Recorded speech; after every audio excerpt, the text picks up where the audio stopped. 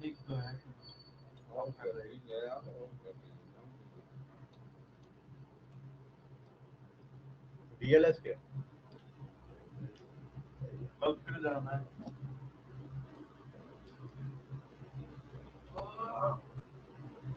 मतलब बैठे बैठे ज्यादा थकाई हो जाती है मालूम है।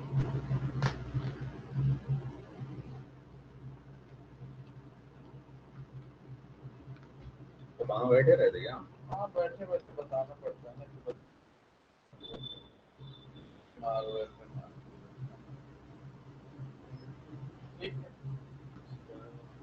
चलना पड़ता है, पीछे घूम, ठीक है। आगे बढ़, दाएं मोड़।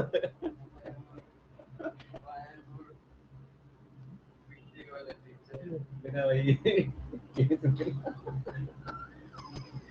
अरे बाप रे।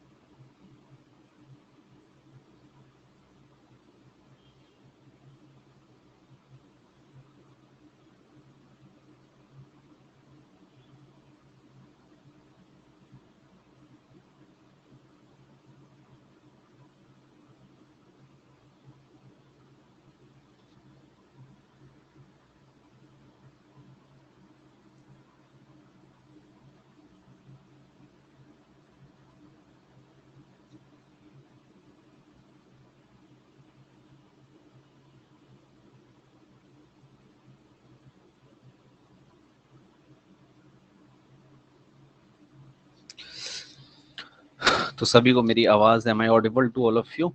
और क्लास में स्टार्ट करने जा रहा हूँ। ट्राई करिए कि आप लोग टाइम से ज्वाइन हो क्लास में, ठीक है? बाकी चलिए हम लोग अपनी क्लास को स्टार्ट करते हैं।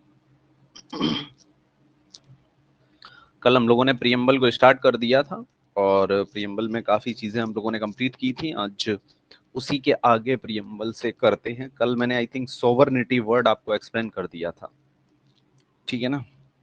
सोवरनिटी हम लोगों ने कंप्लीट कर लिया था। सोवरनिटी के आगे आज हम लोगों को करना है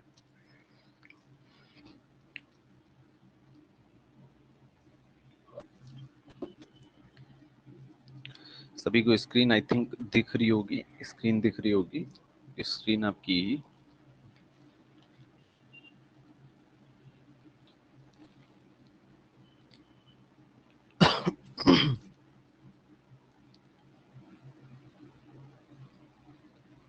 तो देखिए,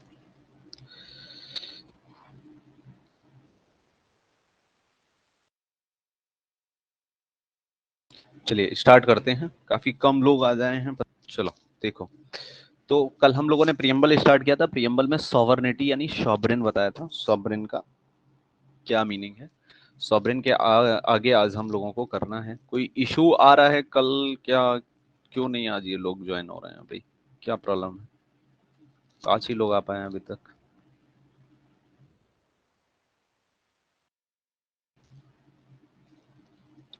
चलो ठीक है, मैं स्टार्ट करता हूं। तो कल मैंने आपको जो बताया था प्रीएम्बल, तो मैंने आपको बताया था we the people of India, we the people of India having solemnly resolved to constitute India into a sovereign तो ये वर्ड मैंने सॉवरेन कल आपको डिफाइन कर दिया था। सॉवरेन के बाद जो हमारा वर्ड आता है कॉन्स्टिट्यूशन में होता है, प्रीएम्बल में, वो आता है सोशलिस्ट। तो क्या इंडिया एक सोशलिस्ट कंट्री है? तो बिल्कुल, प्रीएम्बल अगर बोल रहा है तो है, ठीक है। सोशलिस्ट का मीनिंग समझ लेते हैं। देखिए तो आई थिंक थर्ड पॉइंट है यहाँ हमारा सोशलिस्ट।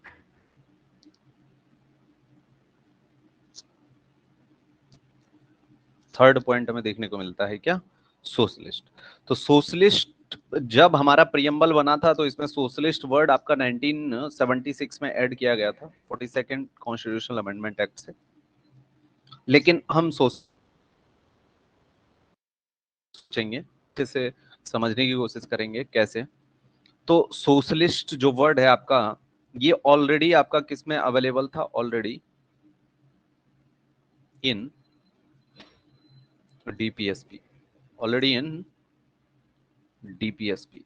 तो डीपीएसपी में ऑलरेडी आपका ये सोशलिस्ट वर्ड जो है आपका इंक्लूडेड था। कहने का मतलब ये है कि according to our 4th chapter of our constitution, हमारे 4th कॉन्स्टिट्यूशन के 4th चैप्टर के अकॉर्डिंग, 4th चैप्टर के अकॉर्डिंग जो है,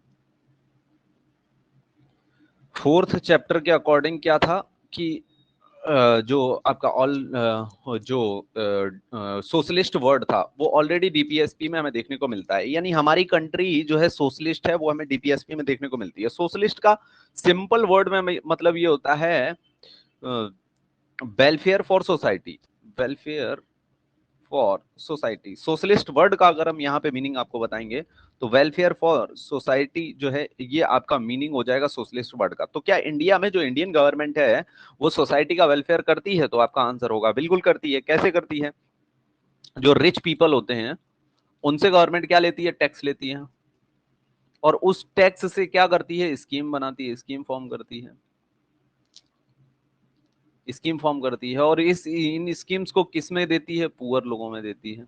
तो कहने का मतलब एक पीपल से पुअर पीपल की तरफ पैसे को ले जाती है, यानी वेलफेयर करने की कोशिश करती है, रिच से पुअर की हेल्प करने की कोशिश करती है। ठीक है, तो डीपीएसपी में पहले ही हमारे में दिया हुआ था कि सोसाइटी का क्या करना है, वेलफेयर करना है।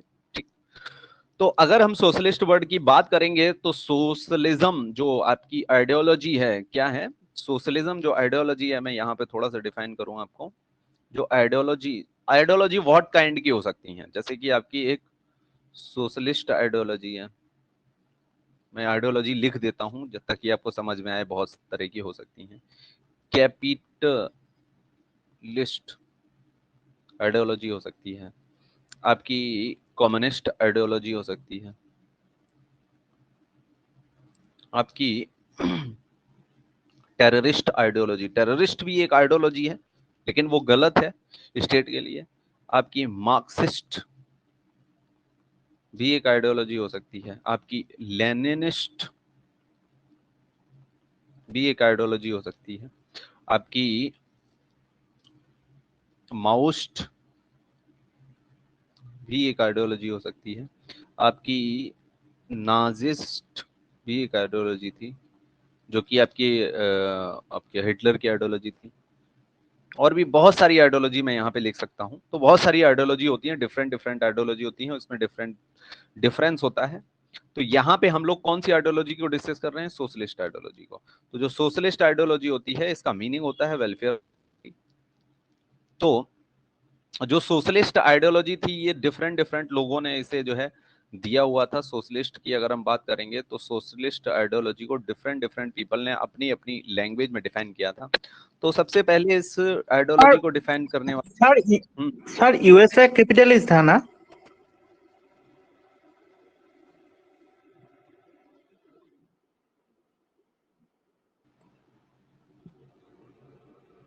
डेफिनेटली यूएसए कैपिटलिस्ट का। तो चलो, तो मार्क्स जो है सबसे पहले इन्होंने सोशलिस्ट आइडियोलॉजी थी वो आपकी एक बुक है कार्ल मार्क्स की, दास कैपिटल, उसमें देखने को मिलती है। दास कैपिटल बुक में आपको सोशलिस्ट आइडियोलॉजी कार्ल मार्क्स की देखने को मिल जाती है। साथ को ये भी मिलेगा कि जो कार्ल मार्क्स थे उनकी दास कैपिटल मिल जाती है। साथ में आपको एक और चीज देखने को मिलेगी, क्या कि इंडिया में आपके गांधी जी जो थे उन्होंने भी आइडियोलॉजी सोशलिज्म की ही फैलाई थी। गांधी जी जो थे आपके, इनकी भी आइडियोलॉजी थी सोशलिज्म। तो इनका जो सोशलिज्म गांधीयन सोशलिज्म था, गांधीयन सोशलिज्म, ठीक, गांधीयन सोशलिज्म।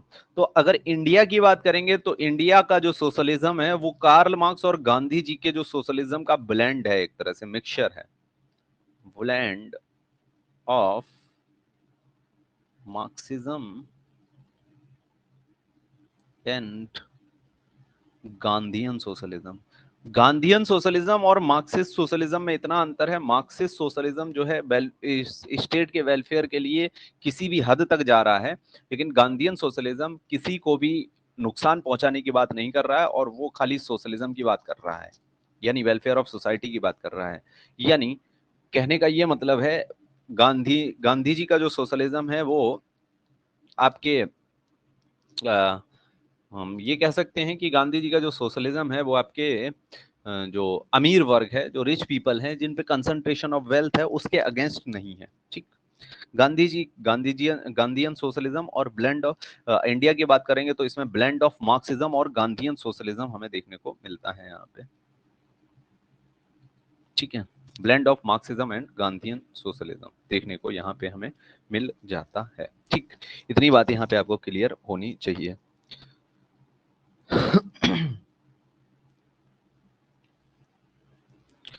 तो ये वर्ड सोशलिज्म क्लियर है भाई, कोई इशू तो नहीं है। मैं आगे दूसरे वर्ड पे चलता हूं फिर। चलो आगे देखते हैं। तो तीसरा वर्ड हमें देखने को मिलता है सोवरेन सोशलिस्ट, फिर वर्ड आता है सिक्युलर। सिक्युलर, चलो सिक्युलर को देखते हैं, सिक्युलर को डिस्कस करते हैं यहाँ पे। तो जो आपका थर्ड वर्ड है लेकिन फोर्थ पॉइंट है, क्या नाम है, सिक्युलर। सेक्युलर जो वर्ड है आपका, ये ओरिजिनेट कहां पे हुआ था? तो यूरोप में हुआ था। ओरिजिनेशन इसकी कहां थी भाई? यूरोप में थी। यूरोप में ओरिजिनेट हुआ था। साथ में यूरोप में ओरिजिनेट हुआ था। साथ में ये सेक्युलर वर्ड मीनिंग क्या है कि पहले जो आपके यूरोप के जो देश होते थे उनमें किंग हुआ करते थे, और किंग किसके आगे जो है आपका अपना सर झुकाते थे, यानी किसको जो है अपने से ऊपर मानते थे? तो चर्च को, हमेशा चर्च को अपने से ऊपर मानते थे। ठीक है। और यहीं पे एक चर्च था, रोमन एम्पायर चर्च, जो सबसे इंपॉर्टेंट चर्च है, Roman empire church. Roman empire church ना कह के रोमन कैथोलिक चर्च ये ज्यादा फेमस है। Roman Catholic church, Catholic church, ठीक है, रोमन कैथोलिक चर्च। तो रोमन कैथोलिक चर्च था वो किंग उसके अंडर में रहता था। अब जब किंग उसके अंडर में रहता था, किसके? रोमन कैथोलिक चर्च के अंडर में रहता था किंग, रोमन कैथोलिक चर्च के अंडर में रहता था किंग, है ना? तो जब रोमन कैथोलिक चर्च के अंडर में किंग रहेगा, तो किंग किसकी बात मानेगा? रोमन कैथोलिक चर्च की। यानी जो रोमन कैथोलिक चर्च है वो किससे रिलेटेड है? रिलीजन से रिलेटेड है। अब अगर रिलीजन का जो है हो किसमें? पॉलिटी में। किसमें इंटरफियर हुआ? पॉलिटी में डेफिनेटली हुआ, क्योंकि किंग जो है रूलर है। तो जो रूलर होता है वही पॉलिटिकल स्ट्रक्चर को जो है रूल करता है, पॉलिटी उसी के हाथ में होती है। लेकिन किंग किसके हाथ में है? तो रिलीजन के हाथ में है। तो एक तरह से पॉलिटी जो है कंप्लीट इंटरफियर हो रहा है किसका? रिलीजन का। रिलीजन का कंप्लीट इंटरफियर हो रहा है। तो जो अगर पॉलिटी में रिलीजन का कंप्लीट इंटरफियर हो रहा है, तो एक समय ऐसा आता है कि यूरोप वासी क्या करते हैं, यूरोपियंस क्या करते हैं कि पॉलिटी को और रिलीजन को, रूलिंग को और रिलीजन को डिफरेंट कर देते हैं। कहते हैं कि रूलर और रिलीजन कभी भी आपस में मिल नहीं सकते। तो एक तरफ तो हो जाएगा आपका रिलीजन और एक तरफ हो जाएगा रूल। यानी रूल और रिलीजन में आपका डिफरेंस क्रिएट कर दिया गया। यानी पॉलिटी में कभी भी रिलीजन इंटरफियर नहीं करेगा, ना ही पॉलिटी रिलीजन में इंटरफियर करेगी। इस तरह का एक आपका क्या जो है कॉन्सेप्ट आपका जन्मा कहां पे? यूरोप में। और उसी कॉन्सेप्ट को सेक्युलर कहते हैं। लेकिन अगर इंडिया में देखोगे आप, तो इंडिया का सेक्युलरिज्म अलग तरीके का है। तो इंडिया में जो सेक्युलरिज्म है वो है सर्वधर्म समभाव। इंडिया का जो सेक्युलरिज्म है, सेक्युलर हैं हम कैसे? हमारा जो सेक्युलरिज्म वो है सब धर्म समभाव वाला। सब धर्म समभाव, समभाव, ठीक है। इसका मीनिंग क्या हुआ? यानी हर धर्म को हम इक्वली लेंगे। All religions in our country have same status. All, English में लिख देता हूं मैं, all religions, religions in our country, all religions in our country have same status and support from state, and support from state। State यहां पे mean है ruler. यानी India में जो रूलर होगा, यानी जो आपके प्रेसिडेंट और प्राइम मिनिस्टर होंगे, यानी गवर्नमेंट होगी, वो ऑल रिलीजन को कैसे सेम स्टेटस देगी। यानी सारे रिलीजन कैसे होंगे? सेम होंगे। उसके लिए कोई रिलीजन बड़ा नहीं, कोई रिलीजन उसके लिए छोटा नहीं होगा। साथ में वो सपोर्ट सभी रिलीजन्स को करेगी। जैसे अगर हज के लिए पैसे देगी, हज जाने के लिए, हज विजिट के लिए जो है क्या देगी? अगर अमाउंट देगी हज विजिट के लिए, तो कैलाश अमरनाथ यात्रा के लिए भी पैसे देगी। कैलाश यात्रा के लिए भी, यहाँ पे अगर कैलाश यात्रा के लिए विजिट के लिए जा रहे हो तो यहाँ पे भी मनी प्रोवाइड करेगी। कहने का मतलब है अगर मदरसे में, मदरसा में, मदर मदर अच्छा madrasa, you know madrasa, they that madrasa is a kind of school. Islamic school कह सकते हो, मदरसा में अगर अमाउंट देगी, ऐड देगी, मतलब इन्हें हेल्प करेगी, तो ये आपके सरस्वती शिशु मंदिर में भी हेल्प करेगी। सरस्वती शिशु मंदिर, शिशु, इससे भी क्या देगी, ऐड देगी। कहने का मतलब हर रिलीजन के क्या करेगी, इक्वल ट्रीटमेंट करेगी, हर रिलीजन का इक्वल ट्रीटमेंट करेगी। तो हमारा जो सेक्युलरिज्म है वो डिफरेंट है कहां के सेक्युलरिज्म से, तो आपके यूरोप के सेक्युलरिज्म से। यूरोप के सेक्युलरिज्म में क्या होता है कि वहां पे स्टेट का इंटरफियरेंस नहीं होता है, किसमें, रिलीजन में। रिलीजन में स्टेट का इंटरफेरेंस नहीं होता है, लेकिन यहां आपके सेक्युलरिज्म में रिलीजन में स्टेट का इंटरफेरेंस हमें देखने को यहां पे मिल जाता है। ठीक है, कैसा इंटरफेरेंस है हमारे इंडिया में, तो हमारे इंडिया में पॉजिटिव इंटरफेरेंस है। याद रखना, हमारे इंडिया में जो सेक्युलरिज्म है वो state positive interference, positive interference in religion, यानी हमारे यहां रिलीजन में इंटरफियर करती है स्टेट, यानी जो गवर्निंग बॉडी है, लेकिन वो इंटरफेरेंस कैसा है, पॉजिटिव वे का है। लेकिन अगर यूरोप में देखेंगे इसे, तो वहां पे आपका इंटरफेरेंस करती ही कोई मतलब ही। ठीक है, इतनी बात क्लियर है? कोई इशू है बताओ भी, any kind of problem, issue? चलते हैं आगे, हम लोग देखते हैं। तो मैंने सेक्युलर वर्ड आपको समझा दिया, और नेक्स्ट हमारा सेक्युलरिज्म के बाद आता है, सेक्युलर वर्ड के बाद आता है डेमोक्रेट। ऐसा है, that is like, I think fifth word है ना, हाँ फिफ्थ वर्ड है डेमोक्रेट। इंडिया कैसा है, तो डेमोक्रेटिक है। डेमोक्रेटिक, डेमोक्रेटिक मतलब रूल ऑफ पीपल, यानी उस देश में रहने वाले लोगों का रूल होता है यहाँ पे, ये होता है डेमोक्रेटिक का मीनिंग। ठीक, रूल ऑफ पीपल। क्या है रूल ऑफ पीपल, देखते हैं। रूल ऑफ पीपल, तो डेमोक्रेसी अगर हम बात करेंगे तो हमारा इंडिया जो है डेमोक्रेसी है, और डेमोक्रेसी दो तरह की हो सकती है। एक होती है डायरेक्ट डेमोक्रेसी, डायरेक्ट डेमोक्रेसी।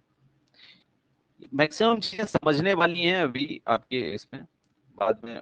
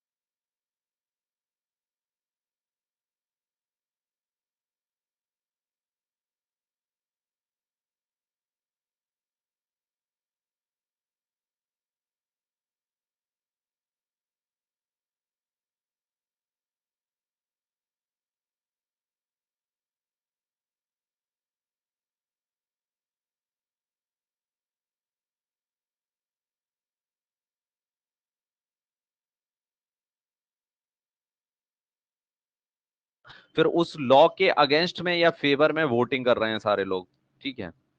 ये है, इस तरह की डेमोक्रेसी को बोलते हैं डायरेक्ट डेमोक्रेसी। लेकिन इंडिया में इनडायरेक्ट डेमोक्रेसी, और डायरेक्ट डेमोक्रेसी लाने के लिए हमें बहुत काम करने पड़ेंगे। जैसे कि पहले तो इंडिया को पूरे को क्या करना पड़ेगा, एजुकेटेड करना पड़ेगा, क्योंकि बहुत से ऐसे लोग हैं जिन्हें कुछ पता ही नहीं है लॉ वगैरह के बारे में, तो वो कैसे वोट करेंगे उसमें, ठीक है। नेट ही नहीं चलाना जानते हैं तो कैसे वोटिंग करेंगे, कहाँ से कैसे वोटिंग हो पाएगी, पॉसिबल नहीं है। ऐसी बहुत सारी कंट्रीज में पॉसिबल नहीं है इंडिया की तरह, तो हमें इनडायरेक्ट डेमोक्रेसी ही ज्यादातर कंट्रीज में देखने को मिलती है। तो अगर बात करेंगे इंडियन डेमोक्रेसी की, तो इंडियन डेमोक्रेसी के कुछ आपके और भी कॉन्सेप्ट हैं। हमारे यहाँ डेमोक्रेसी अडॉप्ट की गई है। इंडियन डेमोक्रेसी के आपके कुछ और भी कॉन्सेप्ट हैं, जैसे कि universal adult franchise, universal adult franchise देखने को मिलती है हमें, यूनिवर्सल अडल्ट फ्रेंचाइज देखने को मिलती है। यानी आपको डेमोक्रेसी में हर किसी को वोट डालने का मौका मिलता है, आपको जो है चांस मिलता है वोटिंग के लिए, ठीक है, अपने रिप्रेजेंटेटिव को चुनने के लिए। यूनिवर्सल अडल्ट फ्रेंचाइज, ये भी इंडियन डेमोक्रेसी का एक फीचर है। साथ में आपसे पूछा जाता है इंडियन डेमोक्रेसी के कौन कौन से फीचर हैं, तो पीरियोडिक इलेक्शंस, पीरियोडिक इलेक्शंस होते हैं, ये भी आपका डेमोक्रेसी का एक क्या है, फीचर है, पीरियोडिक इलेक्शंस होते हैं। साथ में देखो दिखता है रूल ऑफ लॉ, क्या दिखता है, रूल ऑफ लॉ। यानी अभी मैं रूल ऑफ लॉ समझाता हूं। रूल ऑफ लॉ भी इंडिया में आपका डेमोक्रेसी, इंडियन डेमोक्रेसी का एक फीचर है। और साथ में इंडिपेंडेंट जुडिशरी, इंडिपेंडेंट जुडिशरी। तो आपसे पूछा जाता है which of the following is the feature of democracy, judiciary. तो ये 4 पॉइंट इंपॉर्टेंट हैं और ये आपको याद रखने हैं, क्योंकि इसी में से आंसर लगाना है। इंडिपेंडेंट जुडिशरी में तो हूं इसे, इंडिपेंडेंट जुडिशियरी, ठीक। इतनी बात यहाँ पे क्लियर होनी चाहिए। अब रूल ऑफ लॉ समझ लो जरा। पहले जब आपका किंग हुआ करता था, किंग रूल क्या करता था, तो वो किसी रूल को नहीं मानता था, किसी भी लॉ को नहीं मानता था, तो रूल ऑफ मैन होता था वो, यानी वो व्यक्ति था जो रूल किया करता था, तो रूल ऑफ मैन हुआ करता था। लेकिन अभी किसका रूल है, रूल ऑफ लॉ है, यानी कॉन्स्टिट्यूशन में जो भी लॉ लिखे हुए हैं उन्हीं का रूल है, ये रूल ऑफ लॉ है, ठीक। इतनी बात यहाँ पे आपको क्लियर होनी चाहिए, रूल ऑफ लॉ है, ठीक। चलो, तो इतनी बात समझ में आई इंडियन डेमोक्रेसी के बारे में, और साथ में आपकी डेमोक्रेसी क्या होती है। अच्छा, इसमें एक बात और समझ लेना, यहाँ पे जो डेमोक्रेसी है वो in terms of social, economic and political, यानी तीनों एस्पेक्ट्स में डेमोक्रेसी होनी चाहिए भारत में। और ये डॉक्टर अंबेडकर साहब जो थे आपके, जब कॉन्स्टिट्यूशन बन रहा था तो सभी से उन्होंने अपील भी की थी कि भाई देखो, इंडियन डेमोक्रेसी तभी डेमोक्रेसी हो सकती है अगर हमने सबको जो है यूनिवर्सल एडल्ट फ्रेंचाइज कर दी, यानी पॉलिटिकल डेमोक्रेसी दे दी, सभी लोग जो है वोटिंग करेंगे। लेकिन हमें एक तरह से ये भी करना है कि सोशल डेमोक्रेसी, यानी सोसाइटी भी समान रहे, एक समान होनी चाहिए, यानी सभी को इक्वल पावर्स होनी चाहिए हर चीज में, ठीक है। सोशल इकोनॉमिक, यानी इकोनॉमी भी सबके घर की एक जैसी होनी चाहिए, सब आर्थिक रूप से भी, इकोनॉमिकली भी सभी लोग इक्वल रहने चाहिए। इकोनॉमी भी कैसी होनी चाहिए, डेमोक्रेटिक होनी चाहिए। और साथ में पॉलिटिकल तो करती है, पॉलिटिकल, ठीक है। Social, economic, economy and political democracy जो है इंडिया में स्टेब्लिश होनी चाहिए, ऐसा मानना था हमारे कॉन्स्टिट्यूशन मेकर्स का, ठीक। इतनी बात यहाँ पे क्लियर होनी चाहिए। ये रहा आपका democracy, that is I think 5th point. चलिए पीछे चलते हैं, देखते हैं कहाँ तक हम लोगों ने कर लिया। तो सेकुलर कर लिया, बिल्कुल, डेमोक्रेसी मैंने लिखा नहीं। तो अगला वर्ड था हमारा डेमोक्रेसी, जो हम लोगों ने डिफाइन कर लिया। तो हमें इंडिया को, we the people of India having solemnly resolved, यानी हमने कसम खाई है कि भारत को कैसा बनाएंगे, सोशलिस्ट बनाएंगे, सेकुलर बनाएंगे, डेमोक्रेटिक बनाएंगे। डेमोक्रेटिक लिख देते हैं यहाँ पे, क्योंकि वर्ड डेमोक्रेटिक यूज हुआ है, डेमोक्रेसी नहीं यूज हुआ है। तो 1 2 3 4 5 लास्ट रिपब्लिक वर्ड, यानी इंडिया को कैसा बनाना है, रिपब्लिक बनाना है।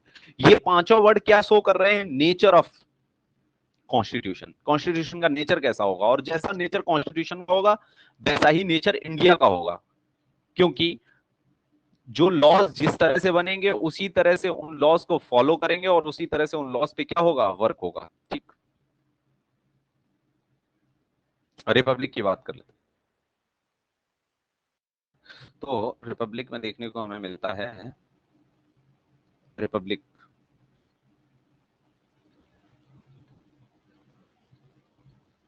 रिपब्लिक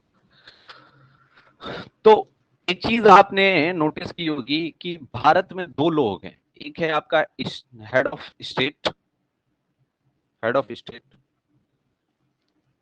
हेड ऑफ स्टेट, एक है आपका head of government, head of government, head of state और हेड ऑफ गवर्नमेंट। तो हेड ऑफ स्टेट और हेड ऑफ गवर्नमेंट दो लोग हैं। हेड ऑफ स्टेट अभी कौन है, तो प्रेसिडेंट है, president is head of state. और हेड ऑफ गवर्नमेंट कौन है, तो प्राइम मिनिस्टर है। ये आपसे पूछा भी जाता है कि हेड ऑफ स्टेट कौन है और हेड ऑफ गवर्नमेंट कौन है, तो ये प्राइम मिनिस्टर है, हेड ऑफ गवर्नमेंट। ठीक, तो जो हेड ऑफ स्टेट है आपका, जो कौन है, हेड ऑफ स्टेट है आपका, जो आपका कौन है, हेड ऑफ स्टेट है, अगर ये इलेक्टेड होता है, हेड ऑफ स्टेट अगर इलेक्टेड होता है, अगर हेड ऑफ स्टेट आपका कैसा होता है, इलेक्टेड होता है, तो उस देश के पॉलिटिकल स्ट्रक्चर बोलते हैं रिपब्लिक। क्या बोलते हैं, रिपब्लिक। अगर ये हेड ऑफ स्टेट, अगर ये हेड ऑफ स्टेट कैसा होता है, अनुवांशिक होता है, हेड ऑफ स्टेट कैसा होता है, ब्लड रिलेशन में होता है।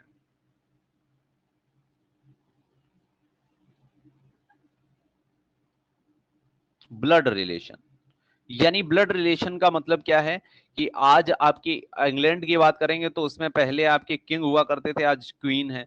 मतलब कि जो बच्चा होता है घर में वही राजा या रानी बनता चला जाता है, बनता चला जाता है, बनता चला जाता है, जिसे हम राजतंत्र यानी मोनार्की बोलते हैं। तो ये मोनार्की होती है।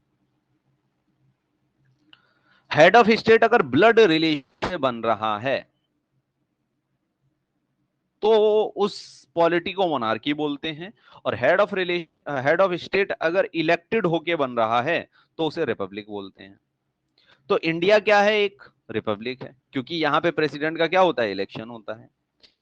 ब्लड रिलेशन वाले बनने वाली आपके देश का नाम पूछे तो वो हो जाएगा सबसे पहले तो इंग्लैंड।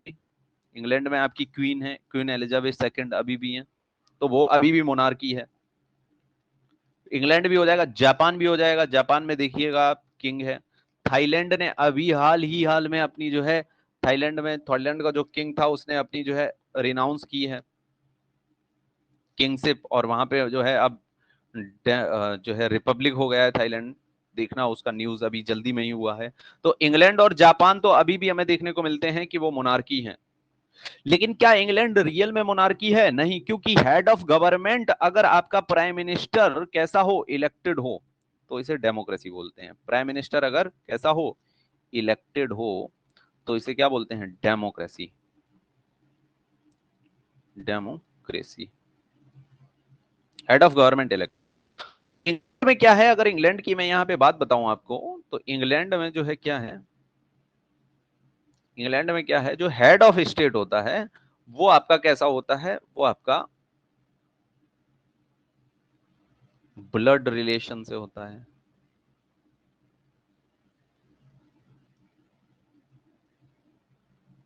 सर वॉइस नहीं,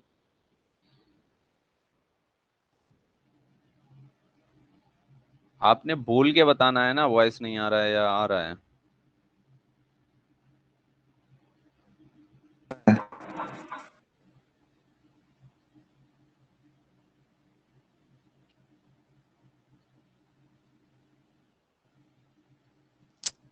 अरे यार, 1 सेकेंड 1 सेकेंड, कब से नहीं आ रहा है, 59 से नहीं आ रहा है, 7:59, अच्छा 2 ही मिनट हुए। अब आ रहा है वॉइस। अब आ रहा है, लेकिन बीच में बहुत टाइम नहीं आ रहा था अच्छे से, थोड़ा थोड़ा आ रहा था। थोड़ा थोड़ा आ रहा था। मतलब एक लाइन में क्या 2-3 वर्ड पता नहीं चला क्या बोला।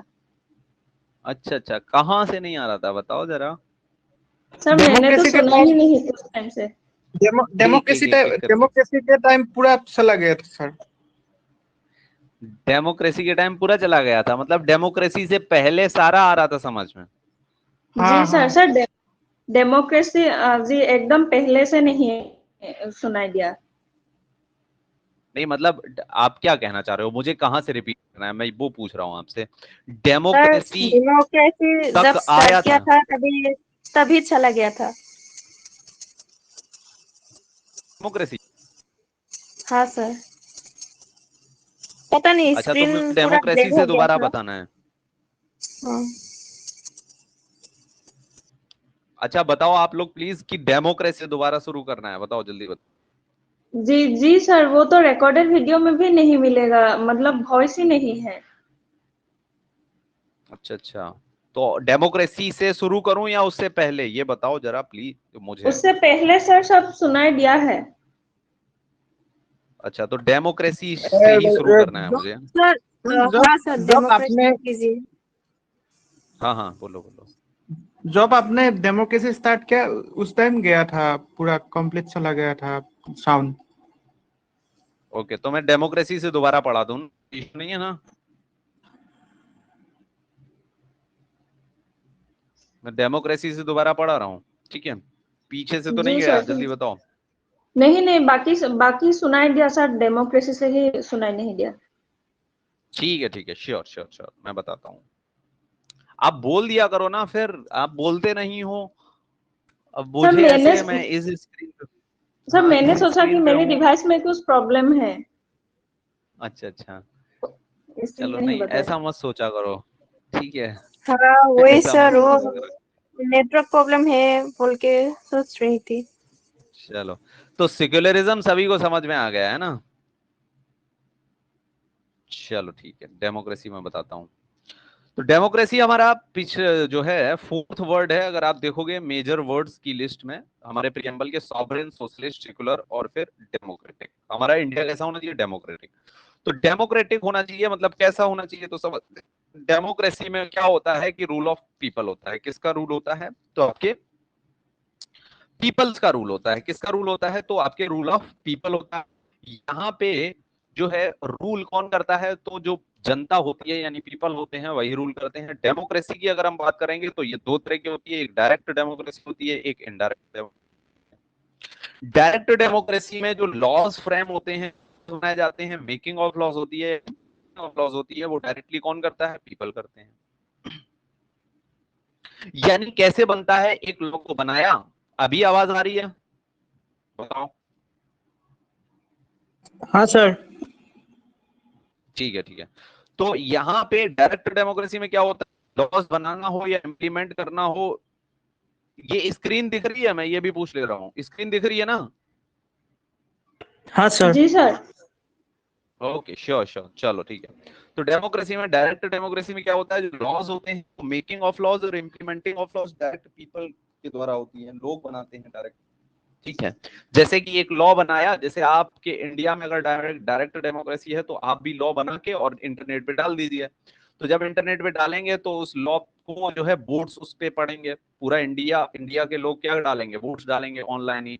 और जब ऑनलाइन वोट डालेंगे तो वो लॉ जो है बन रहा है या नहीं बन रहा है, अगर उसके जो है फेवर में वोट होंगे ज्यादा तो वो जो है आपका लॉ बन जाएगा, और अगर फेवर में वोट ज्यादा नहीं होंगे तो वो लॉ नहीं बनेगा। ठीक है, तो ऐसे करके ये आपकी डेमोक्रेसी डायरेक्ट डेमोक्रेसी हो जाती है। और ऐसी डेमोक्रेसी हमें किसी भी देश में नहीं देखने को मिलती है, लेकिन लगभग 50% ये वाली डेमोक्रेसी स्विट्जरलैंड में देखने को मिल जाती है। बात करें पूरे वर्ल्ड के मतलब सारे ही देशों में हमें इनडायरेक्ट, और इस इनडायरेक्ट डेमोक्रेसी में हम अपने एक रिप्रेजेंटेटिव को भेजते हैं लॉ फ्रेम करने के लिए, लॉ बनाने के लिए एक रिप्रेजेंटेटिव को भेजते हैं जिसका नाम एमपी होता है, एमएलए होता है। एमपी या एमएलए को भेजते हैं लॉ को फ्रेम करने के लिए, लॉ को बनाने के लिए और लॉ को इम्प्लीमेंट करने के लिए, क्योंकि ये एक रिप्रेजेंटेटिव के द्वारा किया गया काम है, रिप्रेजेंटेटिव कर रहा है इसे, तो इसे रिप्रेजेंटेटिव डेमोक्रेसी भी बोला जाता है। क्या बोला जाता है? रिप्रेजेंटेटिव डेमोक्रेसी बोला जाता है। ठीक है, रिप्रेजेंटेटिव डेमोक्रेसी आपका इसे बोला जाता है। तो इंडिया में भी कौन सी डेमोक्रेसी है? तो रिप्रेजेंटेटिव काइंड ऑफ डेमोक्रेसी है। लेकिन डेमोक्रेसी यहीं पे खत्म नहीं हो जाती है। इंडियन डेमोक्रेसी के और भी आपके क्या हैं फीचर्स हैं, जैसे कि इंडिया में यूनिवर्सल अडल्ट फ्रेंचाइज का जो है आपका कॉन्सेप्ट यूज होता है। यूनिवर्सल अडल्ट फ्रेंचाइज चलती है, यानी 18 या 18 प्लस वाले जो लोग होते हैं वो क्या डाल सकते हैं? वोट कर सकते हैं। तो इसे यूनिवर्सल अडल्ट फ्रेंचाइज बोला जाता है। तो ये इंडियन डेमोक्रेसी का एक एक्सेलेंट फीचर है। दूसरा फीचर है पीरियोडिक इलेक्शंस, यानी पीरियोडिक इलेक्शंस होते हैं। तो ये दूसरा फीचर है इंडियन डेमोक्रेसी का। तीसरा इंडियन डेमोक्रेसी का फीचर है, ये पूछे जाते हैं आपसे फीचर्स ऑफ इंडियन डेमोक्रेसी में, तो ये चारों फीचर आपको इंपॉर्टेंट याद रखने हैं इंडियन डेमोक्रेसी के। रूल ऑफ लॉ, हमारे यहाँ क्या है? Rule of law, rule of law है तीसरा फीचर है। चौथा फीचर है इंडिपेंडेंट जुडिशरी, यानी जुडिशरी कैसी होती है? इंडिपेंडेंट है, यानी जुडिशरी पे किसी कोई प्रेशराइज नहीं कर सकता जुडिशरी को, यानी जज को उसको कोई भी डिसीजन देने के लिए। तो इंडिपेंडेंट जुडिशरी है, किसी का भी उस पर प्रेशर नहीं है। तो रूल ऑफ लॉ अगर मैं यहाँ पे समझाऊं तो पहले आपका किंग हुआ करता था, जो कि क्या किया करता था? रूल किया करता था।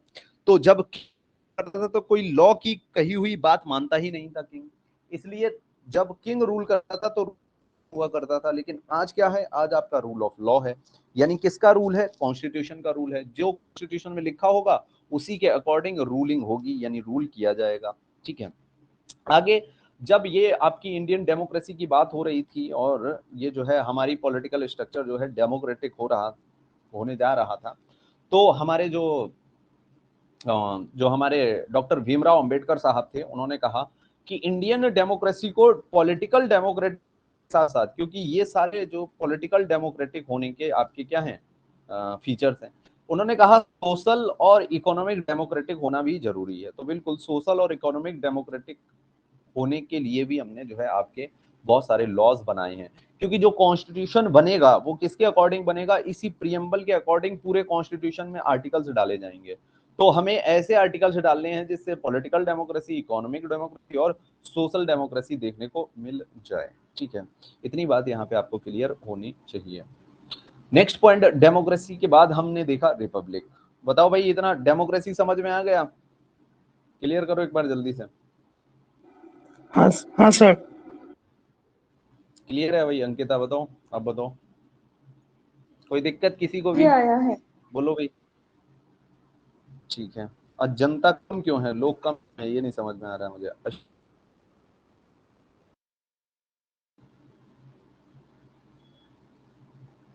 यस सर, यस सर, ठीक है, चलो ठीक है, आगे चल। तो बात हमने बताई आपको। फिर डेमोक्रेसी के बाद हमारी जो दूसरी चीज आती है वो आती है रिपब्लिक। तो इंडिया एक क्या है? रिपब्लिकन कंट्री है, रिपब्लिक है। तो मैंने यहाँ पे देखो, अगला वर्ड हमारा डेमोक्रेसी के बाद क्या है? रिपब्लिक है। ठीक है, तो इंडिया एक रिपब्लिकन कंट्री है, रिपब्लिक है इंडिया। तो रिपब्लिकन कंट्री का मीनिंग क्या होता है ये देख लेते हैं। तो कोई भी कंट्री में दो लोग होते हैं, एक होता है हेड ऑफ स्टेट, एक होता है हेड ऑफ गवर्नमेंट। एक होता है हेड ऑफ स्टेट, एक होता है हेड ऑफ गवर्नमेंट। तो जो हेड ऑफ स्टेट है इंडिया में उसे कहते हैं प्रेसिडेंट, और जो हेड ऑफ गवर्नमेंट है इंडिया में उसे कहते हैं प्राइम मिनिस्टर। तो अगर प्रेसिडेंट, हेड ऑफ स्टेट अगर इलेक्टेड है तो उस कंट्री को क्या कहेंगे? रिपब्लिक कहेंगे। हेड ऑफ स्टेट अगर इलेक्टेड है उस कंट्री को क्या कहेंगे? रिपब्लिक कहेंगे। अगर head of state blood related है, यानी राजा का बेटा राजा, that is kind of blood relation, है ना, ये ब्लड रिलेशन होता है। तो ऐसे कंट्री को क्या बोलते हैं? ऐसे कंट्री को मोनार्की बोलते हैं। ठीक है, ऐसे कंट्री को क्या बोलते हैं आपका? ऐसे कंट्री को हम लोग क्या बोलते हैं? ऐसे कंट्री को हम लोग बोलते हैं आपका मोनार्कियल फॉर्म ऑफ डेमोक्रेसी। अगर इसे मैं दूसरे वर्ड में लिखूं तो जेनेटिक।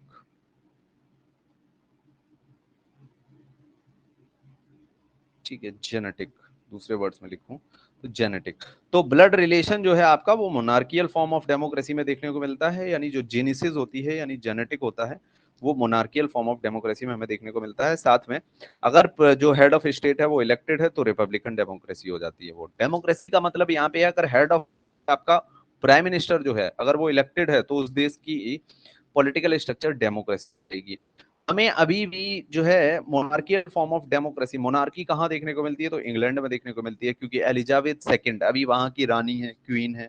कहाँ की? तो आपकी इंग्लैंड की। ठीक है।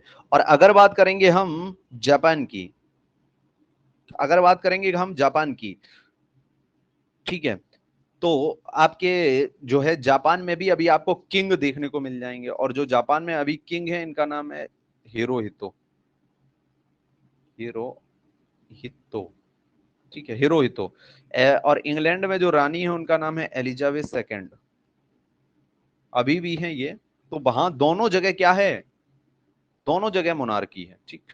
लेकिन अगर यहीं पे बात करेंगे इन देशों की तो देखेंगे इंग्लैंड में हेड ऑफ स्टेट जो है ब्लड रिलेशन के अकॉर्डिंग होता है, यानी जेनेटिक होता है। ठीक है, जेनेटिक होता है हेड ऑफ स्टेट। और हेड ऑफ स्टेट कौन होता है? इंग्लैंड में किंग या क्वीन होती है। अभी कौन है? अभी क्वीन है। लेकिन जो हेड ऑफ गवर्नमेंट होता है, कौन होता है? हेड ऑफ गवर्नमेंट जो होता है वो इलेक्टेड होता है इंग्लैंड में। अगर हेड ऑफ गवर्नमेंट आपका इलेक्टेड हुआ तो इंग्लैंड में क्या है? डेमोक्रेसी है। लेकिन अगर हेड ऑफ स्टेट आपका जेनेटिक है, वो इलेक्टेड नहीं है, तो क्या हुआ? मोनार्की है। तो अगर मैं दोनों वर्ड को एक साथ रखूं तो क्या हो जाएगा? इंग्लैंड का पॉलिटिकल स्ट्रक्चर कैसा हो जाएगा? इंग्लैंड की पॉलिटी कैसी हो जाएगी? Monarchial form of democracy, monarchial form of democracy, form of democracy, democracy, monarchial form of democracy हो जाएगी। साथ में इसमें हमें एक चीज और देखने को मिलती है, political monarchial form of democracy जाएगी। साथ में हमें एक चीज और देखने को मिलती है, अगर हम इंडिया की बात करेंगे, ऐसा ही जापान का स्ट्रक्चर है, ठीक है, स्ट्रक्चर है, लेकिन इंडिया की बात करेंगे तो इंडिया में जो हमारी पॉलिटिकल स्ट्रक्चर है, इंडियन पॉलिटिकल स्ट्रक्चर की बात करेंगे, इंडियन पॉलिटिकल स्ट्रक्चर की बात करेंगे, इंडियन पॉलिटिकल स्ट्रक्चर की बात करेंगे तो ये है आपका Republican form of democracy, Republican form of democracy. Republican form of democracy हमें देखने को मिलता है कहाँ पे? इंडिया के अंदर। ठीक है, फॉर्म ऑफ डेमोक्रेसी हमें यहाँ पे देखने को मिलता है। ठीक, इतनी यहाँ पे आपको क्लियर होनी चाहिए रिपब्लिक। तो कहने का मतलब है यहाँ पे आप देखिए, अपने प्रियम्बल पे चलते हैं स्टार्टिंग में। तो प्रियम्बल में लिखा था, we the people of India, हम भारत के लोग of India having solemnly resolve to constitute India into a, यानी हमने कसम खाई है हम अपने इंडिया को कैसा बनाएंगे? हम अपने इंडिया को सॉवरेन बनाएंगे, सोशलिस्ट बनाएंगे, सेकुलर बनाएंगे, डेमोक्रेटिक बनाएंगे और रिपब्लिक बनाएंगे।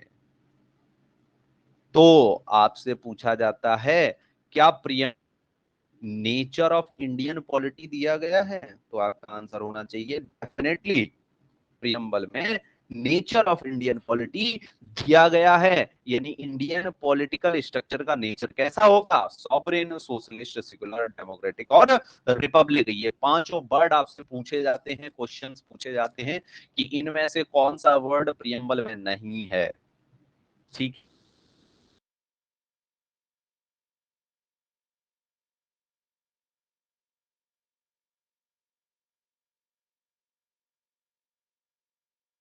और जस्टिस आपसे पूछा जाता है कितनी तरह का जस्टिस?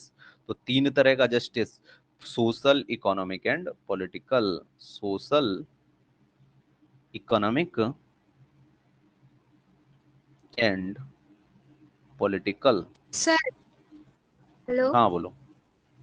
सर, आपका वॉइस अभी नहीं आ रहा था और स्क्रीन भी दिखाई नहीं दे रहा है।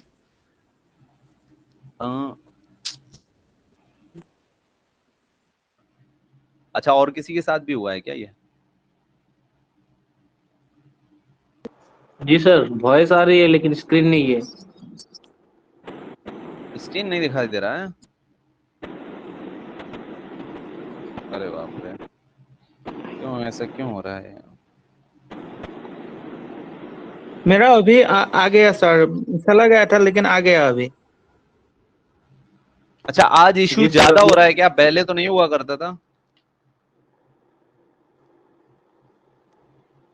हाँ सर, थोड़ा ज्यादा इशू है आज, बीच बीच में कट होता जाता है। तो ऐसा करते हैं, आज फिर यहीं पे एंड करते हैं क्लास को, और कल थोड़ी सी ज्यादा करेंगे, कुछ ऐसा कोशिश करें। सर अभी ठीक है, स्क्रीन भी है, वॉइस भी है। अभी स्क्रीन भी है, वॉइस भी है, तो करें आगे कंटिन्यू? बताओ भैया आप लोग। हाँ सर, कंटिन्यू करें सर। कंटिन्यू करें। अच्छा, पीछे से कहां तक नहीं आया ये भी बता दो जरा।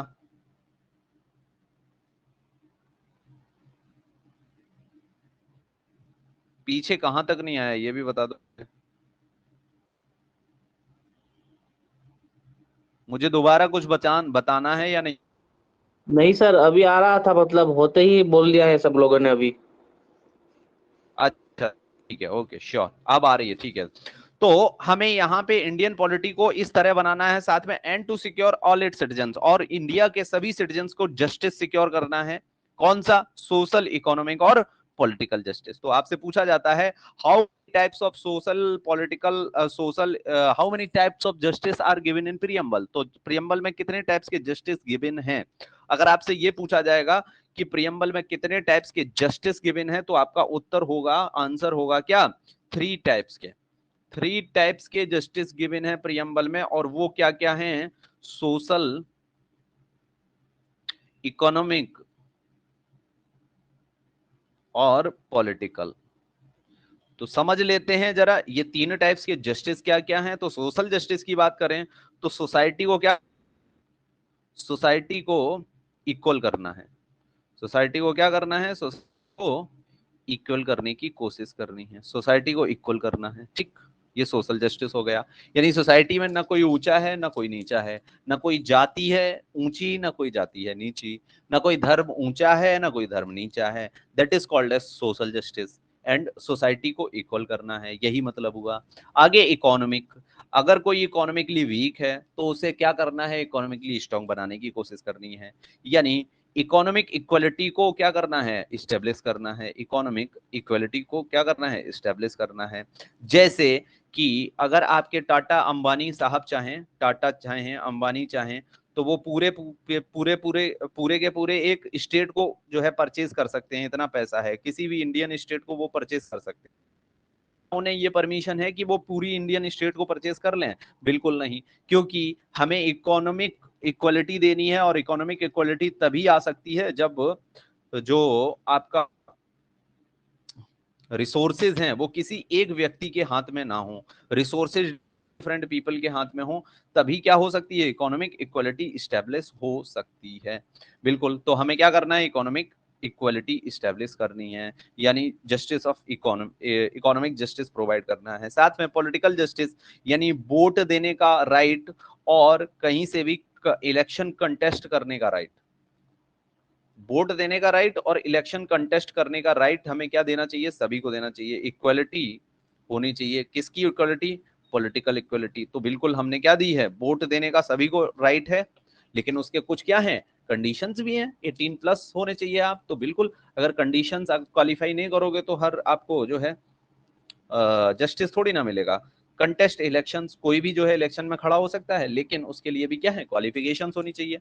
तो लेकिन हो कोई भी सकता है, किसी भी रिलीजन, किसी भी कास्ट, किसी भी जेंडर के अकॉर्डिंग आपको जो है इससे जो है आपको निकाला नहीं जा सकता बाहर, ठीक। तो इस तरह से हमने क्या किया है? सोशल, इकोनॉमिक और पॉलिटिकल जस्टिस को इस्टेब्लिश करने की और सारे के सारे की करी है, कोशिश की गई है। इतनी बात यहाँ पे क्लियर होनी चाहिए, नहीं है? बताओ। तो जस्टिस कितनी तरह का है आपका? 3 kinds of justice is there. अभी बॉयज आ रही है, कोई इशू नहीं है? बताओ जल्दी, मैं आगे चलता हूँ, क्लियर करो एक बार। No sir. बॉयज आ रही है ना? नो सर किसका है? बॉयज का? No issue, no issue sir. Okay चलो ठीक है। तो जस्टिस कितनी तरह का है? 3 तरह का दिया हुआ है। आगे हम चलते हैं, आगे हम देखते हैं। तो हमारे जो प्रियम्बल में लिबर्टी दी हुई है, लिबर्टी मतलब फ्रीडम। तो लिबर्टी कितनी तरह की दी हुई है? तो 5 काइंड्स ऑफ लिबर्टी दी हुई है। याद रखना, 3 kinds of justice, 5 kinds of liberty. First is, आपको सोचने की क्या है? स्वतंत्र मतलब स्वतंत्रता, thought, thought to, thought anything, ठीक है, कोई भी आप थॉट कर सकते हो अपने दिमाग में। अच्छा, इस थॉट को क्या एक्सप्रेस कर सकते हो किसी के सामने? बिल्कुल, थॉट ऑफ मतलब लिबर्टी ऑफ एक्सप्रेशन हमें अवेलेबल है, लिबर्टी ऑफ एक्सप्रेशन अवेलेबल है, लिबर्टी ऑफ थॉट अवेलेबल है, लिबर्टी ऑफ एक्सप्रेशन अवेलेबल है, साथ में हमें लिबर्टी ऑफ बिलीफ अवेलेबल है, यानी किसी में भी विश्वास कर सकते हैं। जैसे आपने किसी भी दोस्त को 1000-2000 रुपए दे सकते हो इस विश्वास पे कि वो वापस दे सकता है, लेकिन ऐसा नहीं होता है, ठीक है। तो थॉट यानी सोचने की भी लिबर्टी है, एक्सप्रेस, जो सोचा है आपने, जो थॉट किया है उसे एक्सप्रेस करने की यानी बोलने की भी आपके पास लिबर्टी है यानी स्वतंत्रता है, और किसी में भी बिलीव करने की स्वतंत्रता है, आपके पास लिबर्टी है, फ्रीडम है। साथ में आपके पास किसी में भी फेथ रखने की लिबर्टी है, फेथ, किसी में भी फेथ रख सकते हो, किसी में भी विश्वास रख सकते हो, यानी ये हमारा भगवान है ना, सचिन तेंदुलकर हमारे भगवान है, सलमान खान हमारे भगवान है, ऐसा मतलब किसी को भी मान सकते हो अपना भगवान, है ना, किसी में भी फेथ अपना रख सकते हो, साथ में किसी की भी पूजा कर सकते हो, वर्शिप। तो कितने काइंड की लिबर्टी हमें दी गई है? तो 5 काइंड की, thought, expression, belief, faith and worship, you have to keep in mind, इतना प्रीएम्बल में हमें दिया गया है। साथ में 2 तरह की इक्वलिटी कितनी तरह की प्रीएम्बल में दी गई है? I am not talking about the whole constitution, I am talking about only preamble की बात कर रहा हूं मैं, पूरे कॉन्स्टिट्यूशन की बात नहीं कर रहा हूं। तो यहाँ पे इक्वलिटी भी दी गई है, तो इक्वलिटी 2 तरह की दी गई है। कौन कौन सी इक्वलिटी दी गई है? तो स्टेटस की और अपॉर्चुनिटी की, स्टेटस एंड अपॉर्चुनिटी, 2 तरह की इक्वलिटी हमें प्रोवाइड की गई है, एक स्टेटस की इक्वलिटी, एक अपॉर्चुनिटी की इक्वलिटी, 2 तरह की हमें क्या दी गई है? इक्वलिटी दी गई है, ठीक है। और इस आपसे पूछा जाता है भाई क्या कि इक्वलिटी कितनी तरह की दी गई है, तो स्टेटस और अपॉर्चुनिटी की क्या दी गई है? इक्वलिटी दी गई है। साथ में हमसे बोला गया है कि हम सब भाईचारे से रहेंगे, भाई बंधुता से रहेंगे, यानी फ्रेटर्निटी वर्ड का भी यूज हुआ है, फ्रेटर्निटी वर्ड का भी यूज हुआ है, याद रखना है, फ्रेटर्निटी वर्ड का भी यूज यहाँ पे हुआ है। साथ में डिग्निटी वर्ड का भी यहाँ पे यूज हुआ है। तो आपसे वर्ड पूछे जाते हैं प्रीएम्बल में क्या क्या, डिग्निटी। वैसे प्रीएम्बल आप जब मेरा यहाँ मैं पढ़ा दूं तो पढ़ लेना एक बार, जो है एक गूगल पे कहीं पे भी इमेजेस मिल जाएंगी प्रीएम्बल की, शायद किसी ने पढ़ा भी हो, ठीक है।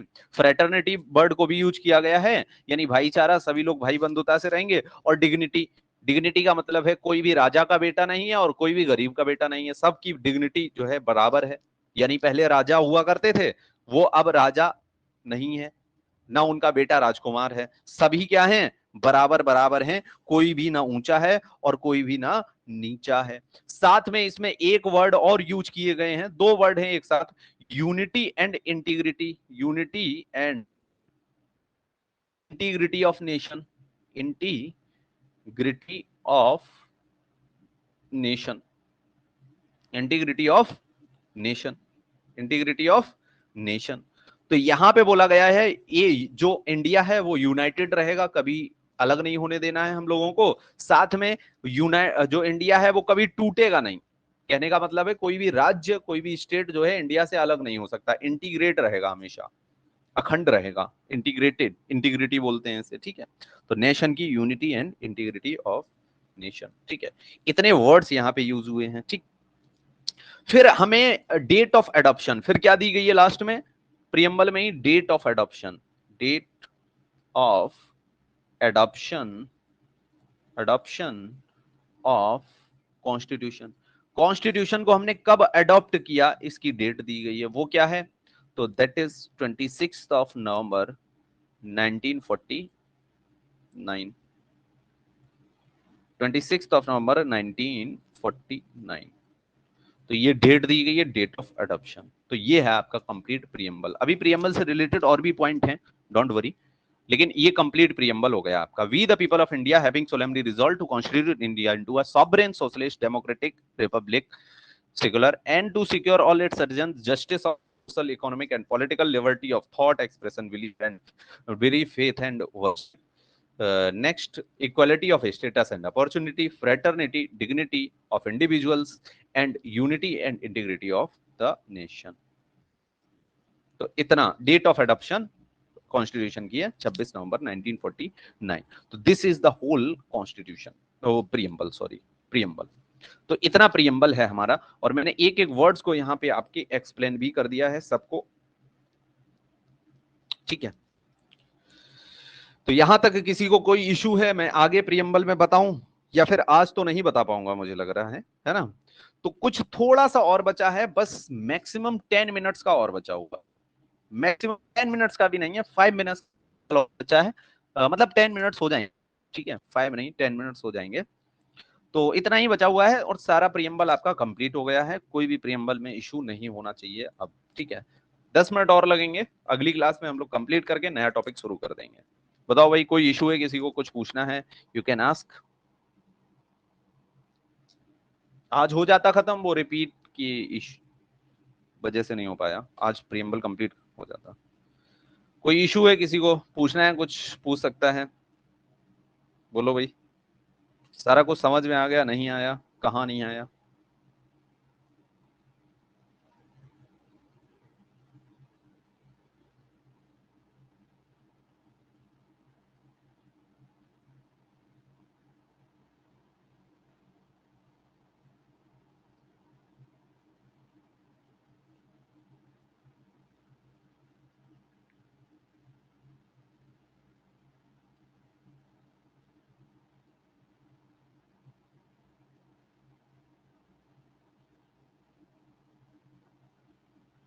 चलो मैं एंड करता हूँ फिर क्लास.